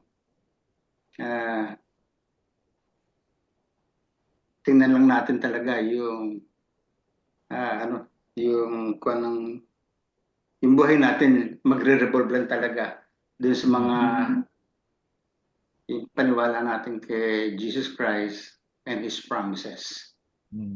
Amen. Wow. Thank you, Kuya Rafi. Sinong next?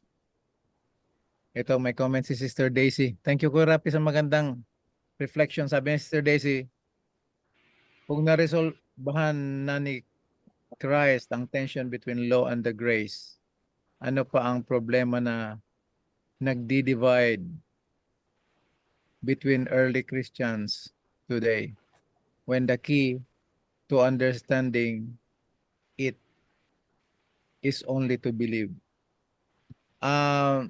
By the grace of God, Sister Daisy, itong katotohanan na kay Kristo, ito yung i-revive niya dito sa kanyang huling henerasyon. Tayo ngayon yung magtuturo na mayroong pagtsatsaga. Ang problema kasi pag sinare natin ito na truth na to, tapos meron tayong hindi pagtsatsaga, doon nakakaroon ng tension. So we will share, preach, and teach the truth in the light of the gospel. Pag mayroong kumontra, huwag tayong magagalit, huwag tayong magre-react na sa atin din kasi yan na pinagkatiwalaan ng message kung paano tayo mag-react sa kanila eh. Pag yung reaction natin ay para din sila, ay talagang hindi matitigil yung tension. Yung truth of the word of God, walang tension. Ang nagkakaroon lang ng tension kasi iba-iba nga yung pag-unawa natin eh. 'Di ba? So tayo na binigyan ng Panginoon ng liwanag at pinagkatiwalaan, tayo ngayon ang magtiyaga sa kanila. Huwag tayong magagalit, huwag tayong feel insulted na parang ito yung totoo tapos hindi mo tinatanggap. So ganyan. So ipag-pray lang natin yan. Thank you, Sister Daisy, sa magandang tanong. Brother Lowen? Minsan kasi, kaya nalito kasi yung iba kasi mayroon yung ibang grupo nakafocus na more on grace, na which is nakalimutan na God is grace, holy and righteous. Kung sabihin holy and righteous, galit siya sa kasalanan. Pero mahal tayo mga tao na nakasala. So kung galit siya sa kasalanan, ayon sa kasalanan, so ibig sabihin, napakamatay na sa atin, yun ang justify faith, tanggapin natin through faith para ma-justify tayo.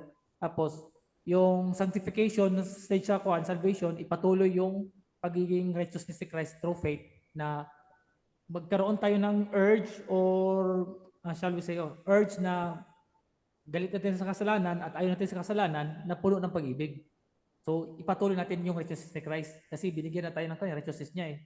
So, ang kuha natin bilang tumatanggap is continuation of Christ's righteousness. Yun ang sanctification na ayaw natin sa kasalanan, galit sa kasalanan, puno sa pag-ibig. So, ganun sana. Doon lalabas yung keeping of the law, obedience, kasi ni-save na tayo. Tsaka nandun yung righteousness niya, binigay sa atin righteousness, nandun na. So, doon, yun ang harmony sila. Hindi kasi focus lang tayo sa grace ng grace. Nakalimutan natin, Christ is righteous and holy. So, ayaw sa kasalanan, galit sa kasalanan. Kaya balance na yan. Kasi puro lang grace. So, ibig sabihin, hindi lang tayo magkasala araw-araw. Kasi grace lang. Nakalimutan natin, righteous at saka holy din. Ayaw niya sa kasalanan natin. Kaya hinulog si Satanas. Amen.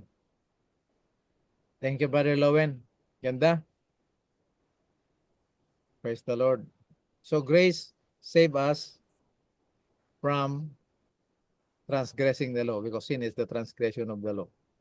So the grace empowers us to obey the law, not for salvation, but to demonstrate that we accepted already His saving grace. You know? So, pero sa mga taong hindi pa nila maabot itong liwanag, mga kapatid, tayo ang mag-a-apply ng katotohanan nito na kay Kristo, kagaya ni Pablo, sinabi niya, di ba, sa 1 Corinthians chapter 6 verse 11, but though some of you are like this, but in Jesus Christ you are already washed, justified, and sanctified in the name of Jesus Christ and to the Holy Spirit. So tayo talaga, mga kapatid, ang magtsatsaga, magturo nito. Pag may kumontra, wag natin sila kukontrahin. I-guide natin sila. Ipag-pray natin. Kung hindi sila ready at this time, sige lang, share lang tayo ng share. Si Ate Net, sumilip, baka may sasabihin. Hindi, binabasa ko yung comment ni Sister Daisy. Medyo Okay. malaki mata ko. Hindi, ako sa akin lang po. Simple lang, yung hindi ko kayang gawin, hindi kayang gawin ng kahit sinong tao para maligtas, ginawa na lahat ni Kristo para sa atin. Mm. Then Amen. that's the message nung nabuhay siya, nagkatawang tao, ipinako sa krus para pagbayaran natin mga kasalanan, nabuhay na magmuli. So meron akong hope of eternal life because I believe in God. What I cannot do, what mankind cannot do, Jesus did it all for us.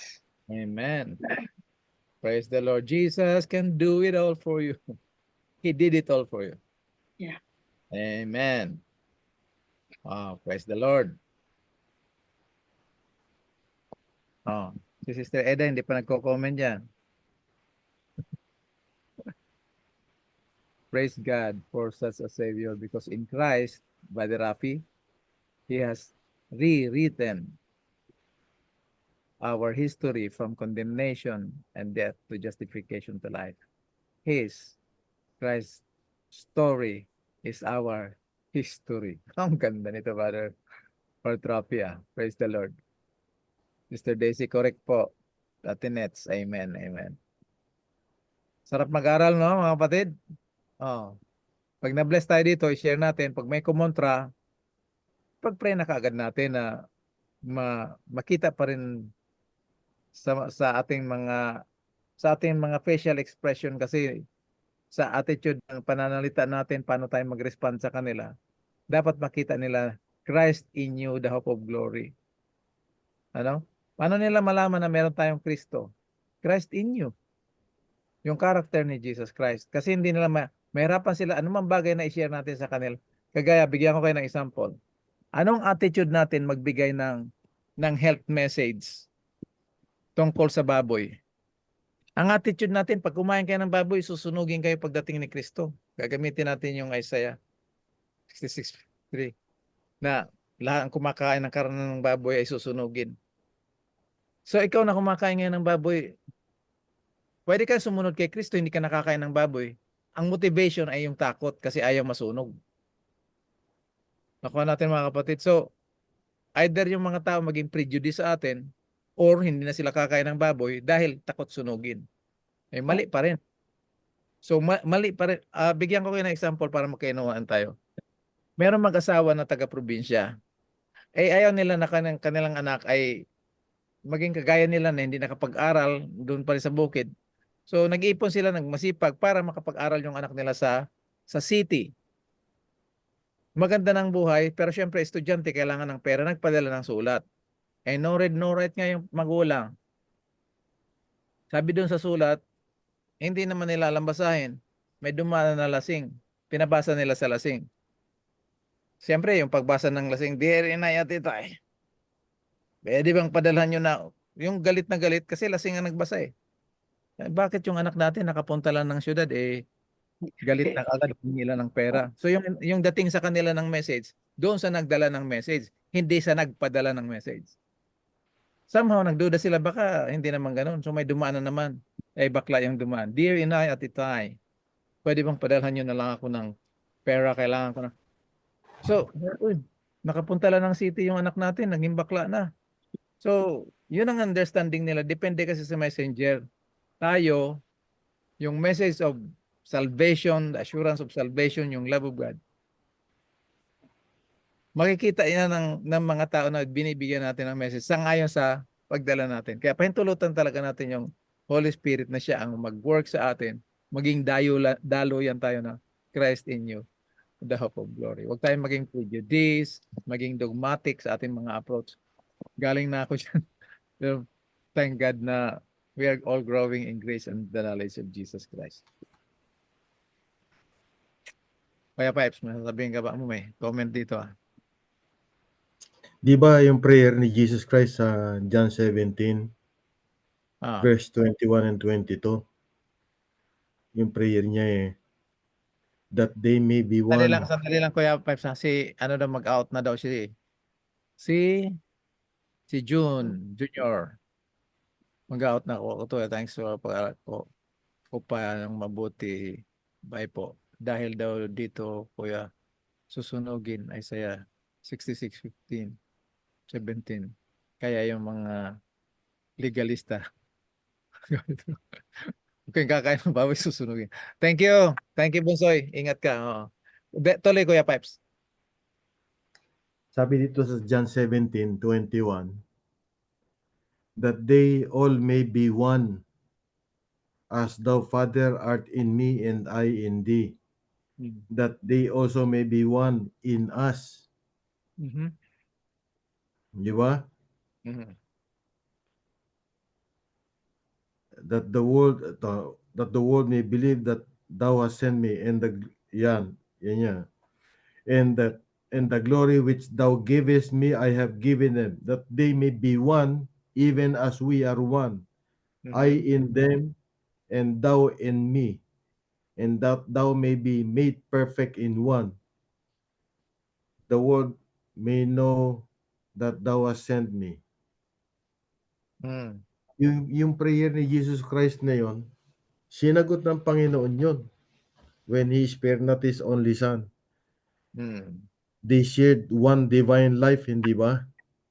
At the resurrection, Mm. He became one. That's the culmination. Eventually, yun ang magiging experience natin. Kaya nga, si Jesus Christ, maski hindi pa siya nababayubay sa krus ng Kalbaryo, ang invitation niya, ganun na lang. Sabi niya, manatili kayo sa akin. Hindi naman pwedeng manatili sa kanya yung wala sa kanya, di ba? Mm. So, remain in me, abide in me, dwell in me. Sabihin nun, nandun na tayo sa kanya. Manatili tayo sa kanya. Oo. Paano tayo nasa kanya? Nung maging tao siya. Kasi nung maging tao siya, tinaglay niya tayo. Naging tao si Kristo na hindi naman yung native right niya. Mm. Nung maging tao siya, nandun tayo. Kaya yung tinatawag na Emmanuel, God with us, hindi Emmanuel, God with us only until resurrection, but I will be with you always, Mm. even at the end of the age. Ngayon tanong, Kaya, kailan mag-e-end yung age? Hindi mag-e-end yung age. Kaya si Jesus Christ, human siya all through the ages of eternity, one with us. Kaya yung in Christ, yung Christ in you, tsaka uh, as in Christ, tayo na kay Kristo at si Kristo na sa atin.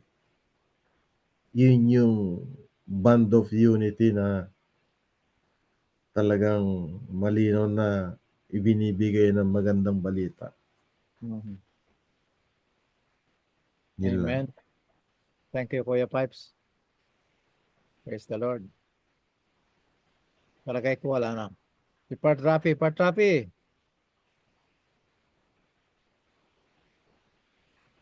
Ay, baka nasa ano to.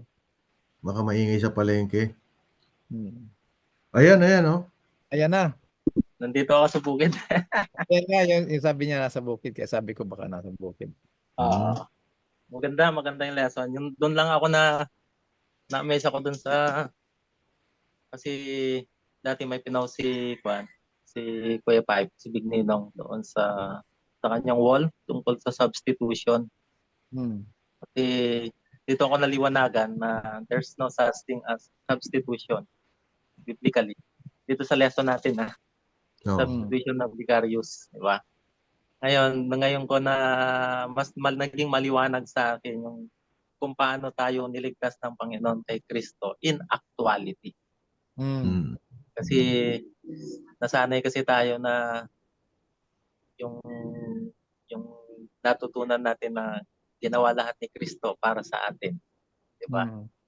Pero ngayon, nakita natin napakaganda yung pagkalahat ng two Adams.